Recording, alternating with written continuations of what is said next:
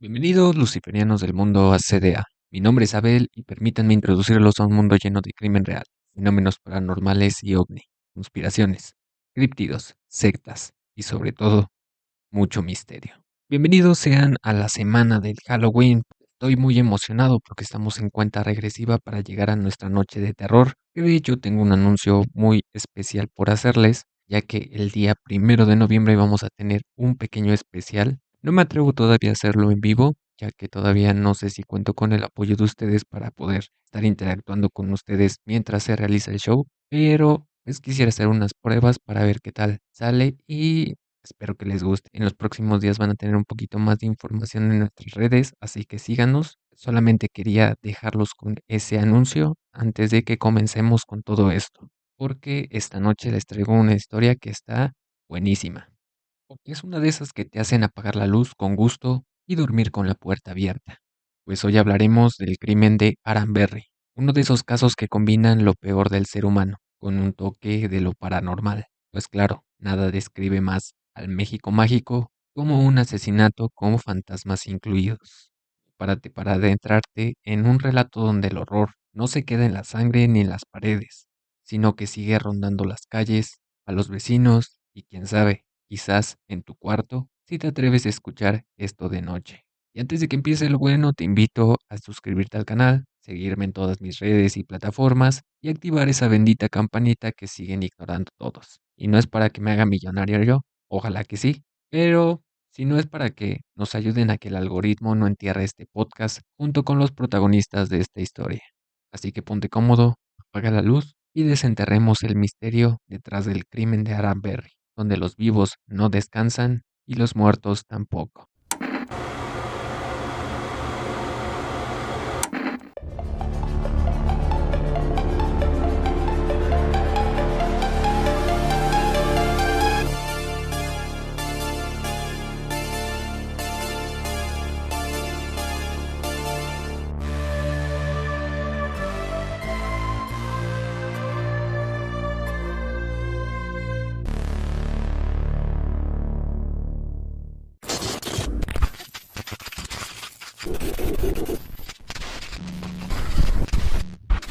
Para entrar de lleno con la información, debemos teletransportarnos a la ciudad de Monterrey, específicamente en pleno centro de la ciudad, en donde está ubicada la colonia Barrio Antiguo. Era el 5 de abril de 1933. Para aquel tiempo, la región estaba en pleno desarrollo, con familias que trabajaban duro para conservar su estilo de vida. Y justo ahí se encuentra ubicada la calle Aranberry, un lugar cómodo y modesto en donde las familias se conocían y llevaban sus vidas con normalidad. Pero en el número 1026 de la misma calle habitaba la familia Montemayor, en una casa con fachada empedrada y de colores claros. Esta familia estaba conformada por Antonia Lozano, de 54 años, una mujer dura y respetable que imponía autoridad y brindaba calidez en su hogar. Su esposo Delfino, de 60 años, que salía desde temprano para llevar el sustento a casa, en donde también vivía su hija Florinda, que tenía aproximadamente unos 22 años y que estaba completamente dedicada a los labores de la casa, a la confección de prendas para sí misma o las vendía como parte de algunos encargos para las chicas y señoras locales. De acuerdo con sus vecinas, tenían una rutina muy establecida, pues cuando no estaban limpiando o tejiendo, disfrutaban de brindar lecturas públicas de libros o revistas para sus vecinas, con las que también disfrutaban de echar el chisme, muy de México. Pero aquí el 5 de abril algo estaba diferente, ya que era una costumbre que cada que Delfino llegaba a su casa, el aroma a comida y las risas de su hija y esposa lo recibían como un abrazo reconfortante. Pero esa tarde no. Eran aproximadamente las 3:45 de la tarde cuando llegó a la puerta del número 1026. Introdujo su llave, que daba directo al pasillo de la entrada, dio unos pasos y encontró la dentadura de su esposa en el suelo junto a un zapato. Con la sangre en el estómago se dirigió a la sala principal y todo estaba igual que cuando había salido de la casa. Las puertas y ventanas estaban cerradas, pero al entrar al cuarto central, su mundo se le vino abajo, pues encontró el cuerpo de su hija Florinda en un charco de sangre. Había sido brutalmente amarrada y se imaginaba lo peor después de ver su ropa mal colocada, y de su cuello notó un corte tan profundo que estuvo a unos pasos de la decapitación, y a su lado estaba su madre, Antonia, De igual manera, tirada sobre un enorme charco de sangre, provocado por el mismo corte, todo era impredecible. El cuarto era un desorden, ropa tirada por todos lados, una silla volteada, un jarrón roto y los armarios abiertos, de donde sacaron un cofre de metal en donde Antonia guardaba los ahorros de su vida, que eran unos 4,000 pesos en monedas de oro y plata. Algunas versiones indican que el miedo lo invadió por completo. No sabía qué hacer, estaba tan impactado que estaba pasando por un bloqueo. Quería gritar y llorar, pero su cuerpo se lo impedía. Estuvo en su hogar hasta que pudo librar sus gritos y alertaron a sus vecinos sobre el brutal homicidio. Según las fuentes, tras algunos minutos, que yo creo que fueron algunas horas, la policía e investigadores se hicieron presentes, comenzaron a examinar la escena con los medios disponibles. Pero esta es solo una versión, ya que los registros indican que después de encontrar el crimen, Delfino salió de su casa a las 4:15 de la tarde y se fue directo al Palacio de Gobernación, en donde trabajaba su hermano Conrado Montemayor, los cuales volvieron a su casa para examinar la escena, en lo que un amigo de Conrado daba aviso a la policía aproximadamente a las 4:20 de la tarde, que a su vez dio aviso al juzgado de lo penal para que se hiciera presente el licenciado Alonso Hinojosa junto con su equipo para levantar las primeras diligencias de la investigación. En cuanto llegaron al domicilio, se encontraron con el comisario, Manuel Elizondo, el inspector general, Ernesto Elizondo, y el jefe de comisión de seguridad, el mayor Jacinto Villarreal, junto al afectado Delfino Montemayor. Para comenzar, analizaron todas las entradas. No parecían forzadas y no tenían signos de violencia. Los ventanales que daban directo a la calle estaban intactos, estaban cerrados por dentro y no mostraban signos de allanamiento, lo que podría reducir la búsqueda, ya que eran las señales de que el agresor era un conocido de la familia, al que invitaron a pasar sin problema. Todo era muy inquietante, tanto la forma en que perdieron la vida y la traición de los posibles responsables, generando más especulación entre los habitantes de la localidad, que creó un pánico en las casas vecinas que se dieron cita fuera del domicilio para exigir justicia o bien para enterarse de los mínimos detalles, provocando que el personal de la policía llegara a contener a los vecinos que estaban queriendo echar un vistazo. Luego de examinar la escena, dieron el visto bueno para que los cuerpos fueran trasladados al Hospital González para que se les realizaran las autopsias correspondientes para ser entregados a los familiares y se llevaran a cabo los servicios funerarios. Con el paso de los días, la noticia ya había recorrido todos los rincones de Monterrey y los reporteros estaban muy interesados en el caso, visitando la casa el 8 de abril, en donde encontraron al señor Delfino bastante triste, pero aún así aceptó contestar sus preguntas. La prensa quería saber su opinión acerca del crimen, pero era normal que estuviera bastante abrumado por lo ocurrido.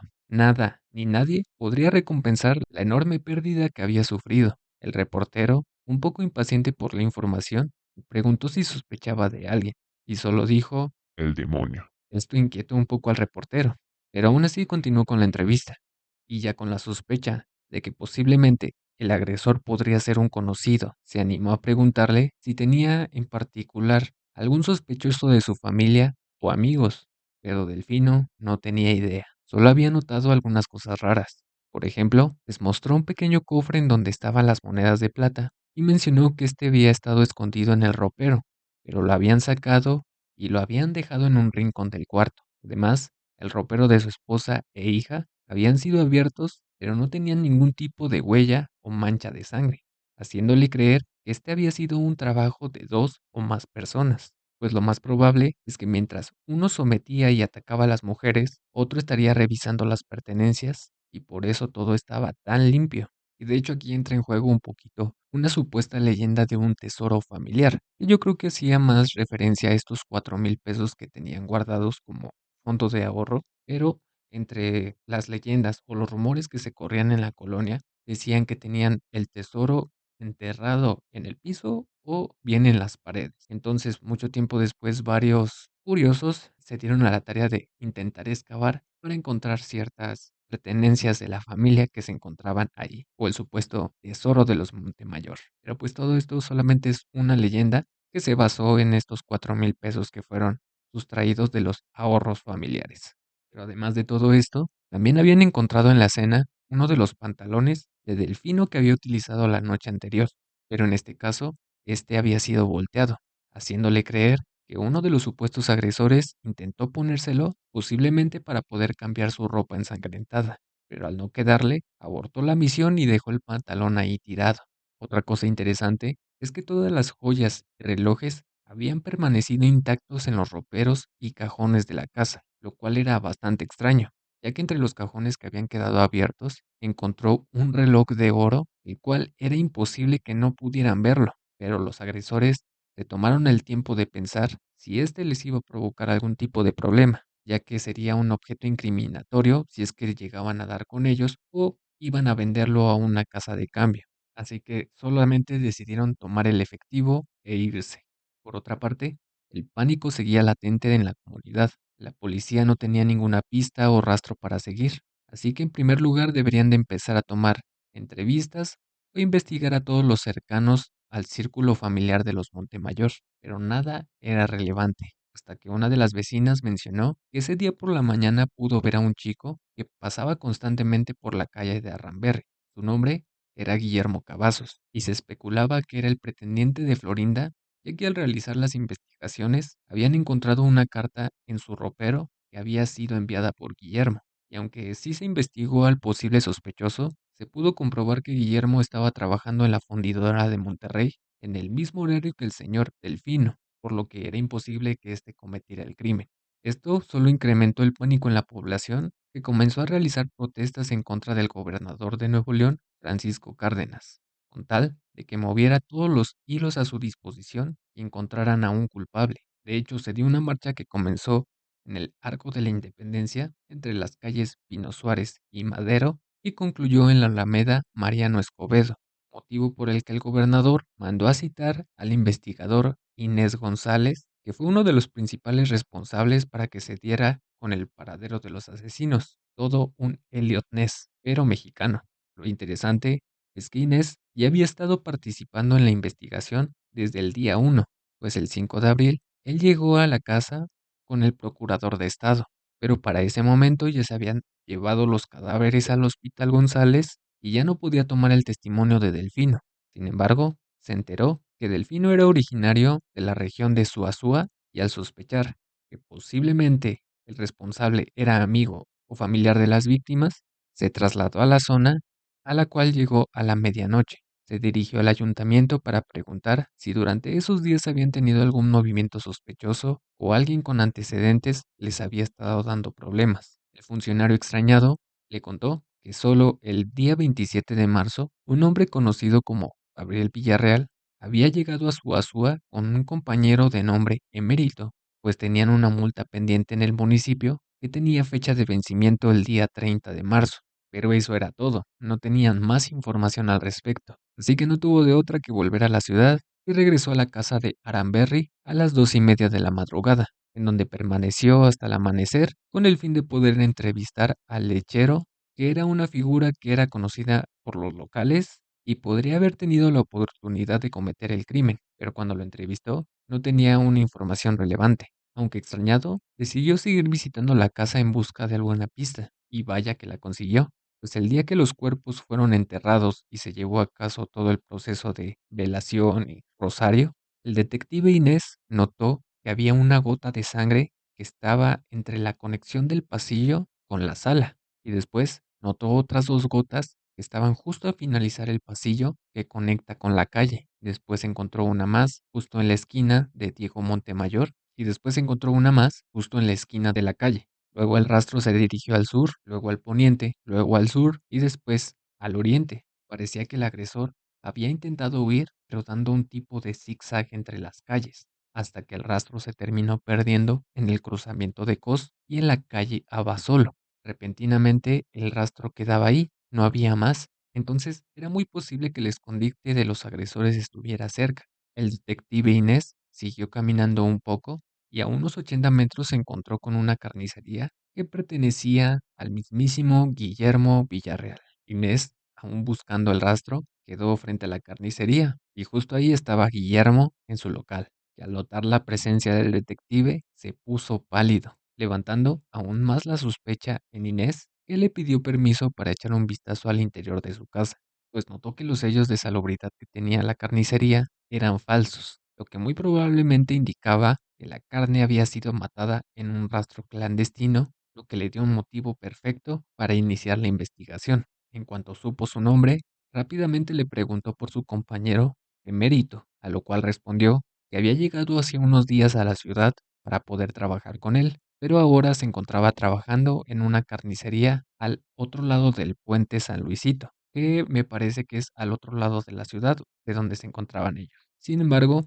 esto no evitó que la policía llegara a la carnicería para clausurar todo y detener a Gabriel por romper los reglamentos de los mataderos. Aunque solo lo tuvieron encerrado 2 días, terminó pagando una multa de 25 pechereques y quedó en libertad, aunque fue tiempo suficiente para que el detective Inés González, Vicente Montemayor, Guillermo Castillo e Indalecio Uresti llevaran a cabo una inspección en la casa de Gabriel, encontrando en un lavadero que estaba al fondo de la casa varias prendas y un saco que estaban manchados de sangre.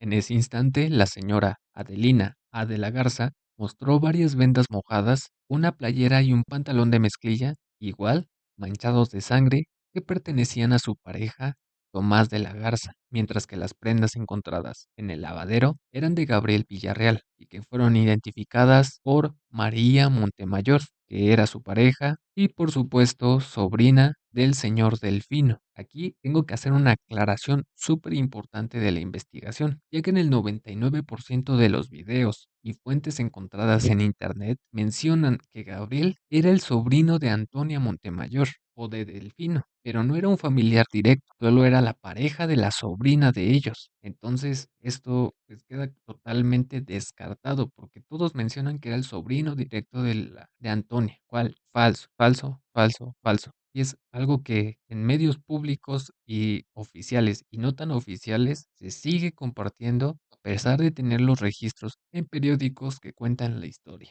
Pero bueno, cada quien. Y de hecho, hablando un poquito de calumnias, vamos a tener que desmentir un poquito la leyenda de cómo supuestamente dieron con los agresores, pues en estas mismas fuentes que describen que Gabriel era sobrino directo de Antonia, mencionan que gracias a un loro que tenían como mascota la familia, dieron con los responsables. Pues mientras estaban realizando las investigaciones, el loro, que estaba bastante callado, comenzó a repetir una frase que decía, no me mates, Gabriel, no me mates, lo cual al parecer les fue suficiente para los policías y solo con un simple interrogatorio dieron con el paradero de Gabriel Villarreal, lo cual no tiene ni pies ni cabeza. Entonces es algo que también se sigue repitiendo y que de hecho va a ser un elemento que se va a seguir conservando en la casa y que ya va a ser como parte del mito o leyenda, no de la realidad. Sin manera de poder negar lo ocurrido, Gabriel se quebró y confesó toda la verdad, que incluía a él y a sus otros dos cómplices, Tomás y Emérito, que rápidamente fueron capturados y encerrados. La noticia corrió tan rápido y provocó que los habitantes quisieran tomar la justicia por sus manos, realizando protestas afuera de la comisaría e incluso intentaron entrar a la misma para linchar a los implicados. El ambiente estaba hecho un caos y para aliviar la presión, las autoridades tuvieron que tomar una decisión contundente,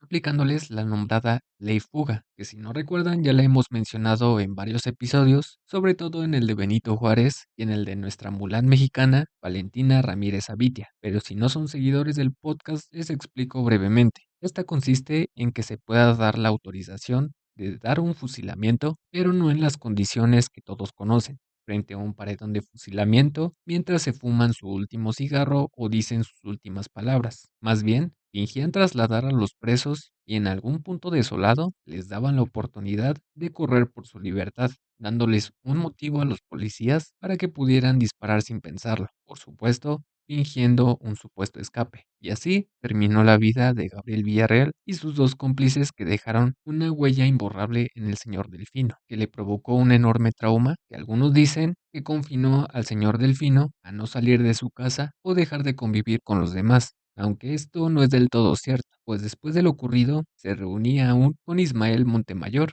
que sería como su primo hermano, y al que le comentó que al quedarse solo en la propiedad podía escuchar ruidos extraños e incluso algunas pisadas que provenían del techo de la casa, y en vez de que le provocaran un miedo, lo incentivaban a que subieran al techo a buscar el origen, pero tan pronto colocaba un pie, el sonido se detenía. Esta declaración llegó a los oídos de los detectives, sobre todo de Inés, que creyó que Delfino había quedado loco, hasta su muerte, que fue el 21 de diciembre de 1957 y fue enterrado junto a su hija y esposa en el Panteón Dolores en el centro de Monterrey. El crimen dejaría una huella imborrable en la comunidad, estigmatizándola como la casa del terror o la casa brutal del homicidio, dando pie a un sinfín de leyendas que poco a poco se fueron convirtiendo en realidad, pues con la muerte del propietario, en este caso el señor Delfino, el lugar quedó abandonado por un largo tiempo, dando pie a que varios invasores entraran al lugar solo por el morbo. La cosa se descontroló tanto que el secretario de Gobernación, José Luis Condrió, mandó a colocar una malla para evitar la entrada de los invasores, pero los reportes siguieron llegando. Esto fue suficiente para que el gobernador, Fernando Canales, emitiera la orden de demoler la construcción. Sin embargo, el gobierno federal metió las manos al fuego y canceló la orden, ya que consideraban que la construcción era parte del patrimonio histórico del estado y debían de conservarlo lo mayor posible. Aunque después salió una noticia que el gobernador desmintió la información, dijo que todo era una calumnia, pero pues con los políticos nunca se sabe.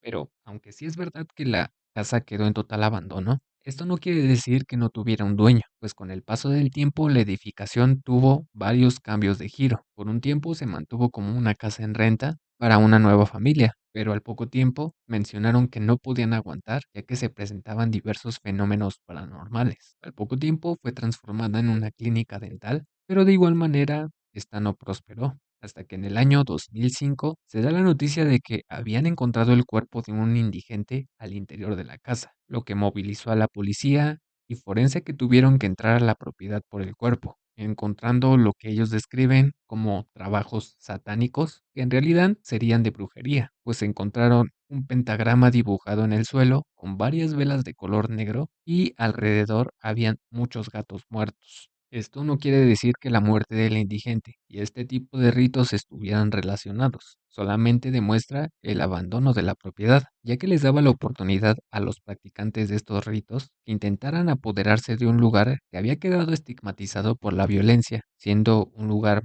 muy poco concurrido y oscuro, convirtiéndose en la casa perfecta para aquellos que no podrían encontrar una oportunidad de tener un techo sobre su cabeza. Y así, poco a poco, nuevas leyendas comenzaron a surgir de este lugar, pues de acuerdo con las historias de los que algún momento fueron habitantes, indican que padecían de varios fenómenos paranormales, pues por la madrugada escuchaban gritos de mujeres al interior de la casa, lo que despertó un interés en varios investigadores paranormales que intentando explorar han capturado cierta evidencia que podría ser confusa al ojo público. Y esto no solo ha ocurrido en una ocasión, ya que el fenómeno parece ser recurrente. Es por esto que en este momento les voy a pedir a todos los luciferianos que nos estén escuchando en Spotify o en otra plataforma de podcast que se vayan directamente a nuestro canal de YouTube porque vamos a estar viendo un par de videos como parte de la evidencia del caso. Así que vamos a comenzar con unas supuestas psicofonías que fueron capturadas por el canal Factor Misterio, que de hecho le tengo que agradecer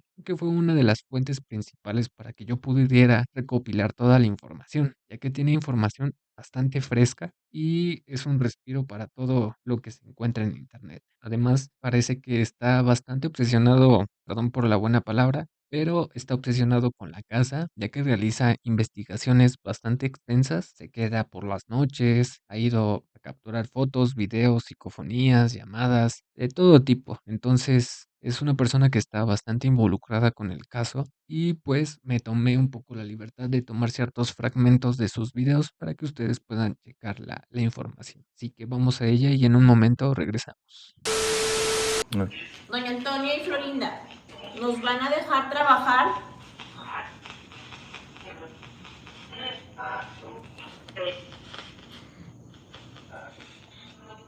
¿Sí? ¿No?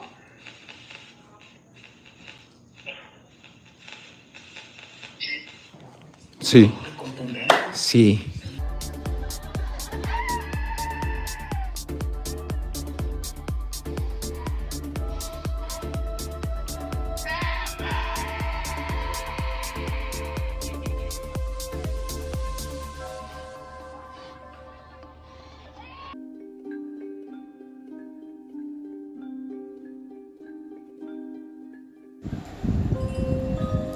De la casa, la famosa habitación, aquí donde ocurrieron los lamentables hechos. toda la oscuridad, solamente con la luz del celular. Aquí estamos en la cocina. Ay, pues, ¿escucharon? Todo este tipo de acontecimientos llamó la atención de las televisoras nacionales que cubrieron el caso con sus programas del tema paranormal. El más conocido y ya mencionado muchas veces en este podcast es el programa de Extranormal, que hace unos 15 o 16 años realizaron varias cápsulas para el programa, pero la más llamativa terminó siendo la investigación de Alberto del Arco, que acude a la casa en compañía de la medium Laura Rivas. Aunque las opiniones de dicho video se encuentran bastante divididas, pues muchos dudaron de la supuesta participación de la medio, y véanlo en este momento. Lo primero que encontré fue este rostro de esta mujer, sus ojos, la boca y muy descarnada. Son espíritus ya muy antiguos. Estoy escuchando muchas voces, muchas psicofonías. ¿Qué te dicen? Váyanse. Aquí mataron a muchísima gente, hay sangre en las paredes. Hay sangre todo alrededor. Y hay un espíritu negro que está atado a esta casa por maldición. Gabriel, ¿estás aquí? Todos corrían y gritaban, los niños corrieron y trataron de escapar. Vinieron por esta parte, hacia un lavabo que me dicen que hay aquí. Esto es como una especie de baño. No, Gabriel, no, Gabriel, no, Gabriel. Suéltame, Gabriel. A los niños no. A los niños no. Lo que sí puedo opinar de esta actuación de telenovela es que hay tres cosas bastante interesantes. Uno, menciona que se siente la presencia de varias entidades, y una de ellas era muy reciente, especulando que podría tratarse del indigente que murió en la casa. Dos, en un punto de su recorrido, Laura menciona que estaba buscando plasma en las paredes, mencionando que hay un dolor impregnado en la casa por unos supuestos niños. Y de hecho, en el momento en el que entra en el supuesto trance, en el que las entidades hablan a través de ella, intenta armar una historia, pero muy mal investigada, mencionando que la madre, en este caso Antonia, habría protegido a los niños pidiéndoles que escaparan del agresor, lo cual hace preguntarme, ¿cuáles niños? La única niña era Florinda y ya tenía 22 años, así que no me cuadró mucho esta versión. Y tres, y lo dejé para el final porque aquí nos damos cuenta que no hubo una investigación previa al caso, y solo se fue improvisando en el momento, ya que Laura constantemente hace alusión a que una de las entidades de la casa es Gabriel, lo cual sería extraño, ya que Gabriel fue el culpable de las muertes y además fue ejecutado en alguna parte del desierto. Al menos que tenga memoria y supo cómo regresar a la casa de Arranberry, no tiene ninguna otra explicación. Pero bueno, desde entonces la casa fue ocupada como un sitio turístico, constantemente documentada por curiosos que van a cumplir supuestos retos, hacer videos para sus canales, o investigadores que han tratado de capturar toda la evidencia de las apariciones del lugar. Y aunque me gustaría decirles que este es el final, me temo que no, ya que el sitio continúa abandonado, dejando solo el cascarón de la casa, unas cuantas paredes y sin techo. Fue puesto a la venta por los familiares de la familia Montemayor, y a tan solo 2 semanas de la puesta en venta, fue comprada en el 2023 por un total de 3 millones de pesos. Aunque el comprador se mantuvo como anónimo, se mantuvo la palabra de conservar la construcción original y de hecho restauraron varios de los muebles originales. Y después de varios años en construcción, el 9 de octubre del 2024 se transformó la famosa Casona del Terror en un restaurante de hamburguesas. Y es temático, por supuesto, en el que decidieron conservar la arquitectura original de la casa, añadiendo algunos detalles característicos del crimen, como esta supuesta jaula del loro o bien el supuesto espíritu de Antonia que anda rondando en la casa, lo cual dividió muchas opiniones, pues para muchos resultaba como una falta de respeto para las víctimas caídas en la casa, y apoyaban también la decisión de convertirlo en un supuesto museo de terror, lo cual tampoco se me hace una decisión muy respetuosa que digamos. Pero pues bueno, la carnita viene un mes después de la apertura, ya que repentinamente el restaurante cerró sus puertas, generando otra vez muchas opiniones, especulando que se trataba de una maldición. Y la verdad es que no, solamente fue una maldición de goteras que mandó a clausurar el restaurante por unos 3 días aproximadamente, en lo que le daban solución. Sin embargo, los escándalos no dejaron de llegar, pues con la reapertura, muchos entusiastas del misterio Querían vivir esa experiencia de comer en un lugar embrujado, pero se llevaron una sorpresa al toparse con enormes filas que podían durar de 2 a 4 horas. Y además de que al ser un restaurante temático de terror, decidieron contratar a un grupo de performance que se caracterizaban de diferentes personajes de terror y les daban uno que otro susto a los comensales. Sin embargo, las actitudes de dicho personal dejaban mucho que desear, ya que comenzaron a tener comportamientos agresivos con los comensales, y de hecho hay un video en donde se logra ver cómo jalan a un morrito y lo meten a un baño. No lo meten, lo avientan, intentando asustarlo, pero pues el contacto físico llegó a tal punto que casi le rompen su playera y se la dejaron toda jaloneada, y de hecho lo tiraron al piso y le hicieron algunos raspones. También luego hicieron creo que también asustaron a una señora mientras estaba comiendo y creo que hasta casi le daba un paro cardíaco. Entonces ahí hubo varias actitudes que no estuvieron tan acordes con la temática del restaurante, generando bastantes críticas, ya que muchas de las chicas que también acudían sentían que el tipo de contacto que tenían estas personas que hacían el show era muy físico.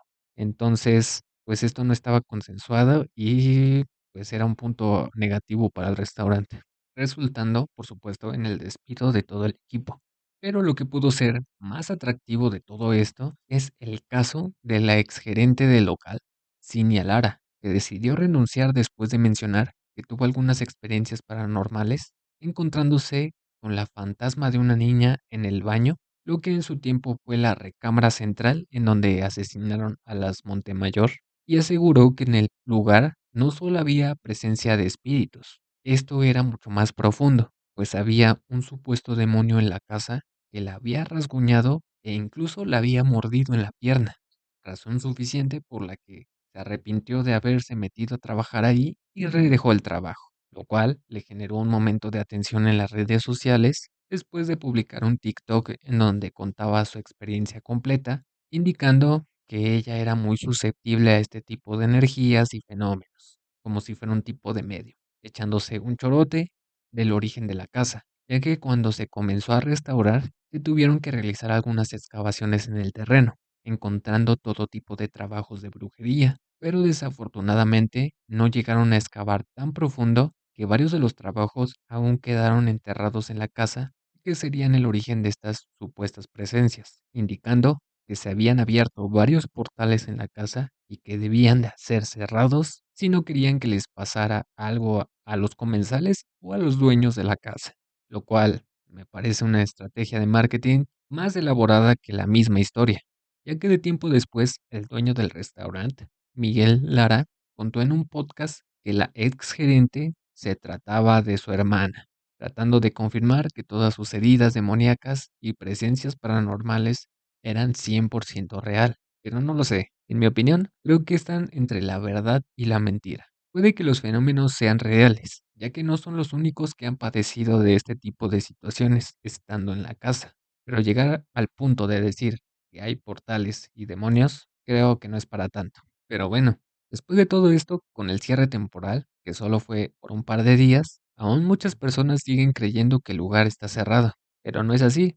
De hecho, si usted es amante del terror y las hamburguesas y está en Monterrey, es la oportunidad de vivir la experiencia de estar en uno de los lugares más estigmatizados del estado, antes de que sea convertido en un museo, ya que los planes de los dueños es transicionar a un tipo de negocio en donde puedan seguir brindando una experiencia aterradora y puedan admirar objetos que pertenecieron a la época y a la familia. Y bueno, ahora sí, así termina otra joyita de nuestra colección de cosas que solo pueden pasar en México. Un crimen tan brutal, tan absurdo y tan lleno de ecos sobrenaturales que uno se pregunta si los fantasmas que quedaron son los de las víctimas o los de nuestra propia indiferencia. Porque sí, nos encanta hablar de morbo, de las sombras, de las presencias, pero pocas veces volteamos a ver el verdadero terror, lo que somos capaces de hacerle a otro ser humano y seguir viviendo como si nada. Lo paranormal da miedo, pero lo humano da pesadillas. Y si llegaste hasta aquí, felicidades. Te quiero muchísimo porque casi nadie llega hasta aquí. Así que suscríbete, da follow a mis redes y comparte este episodio. Recuerda que mi nombre ha sido Abel y que todo esto no es por mí, sino para que cada escucha llegue a mantener vivo el algoritmo de esta comunidad de luciferianos, curiosos y un poquito locos. Recuerden que estamos iniciando nuestra semana con conteo regresivo para el Halloween, nuestro Día de Muertos y por supuesto nuestro primer especial con mucho amor para todos ustedes. Nos escuchamos en el próximo episodio, donde con suerte el horror solo está en la historia y no en nuestra realidad. Aunque bueno, nunca se sabe. Nos vemos en la siguiente. Hasta la próxima.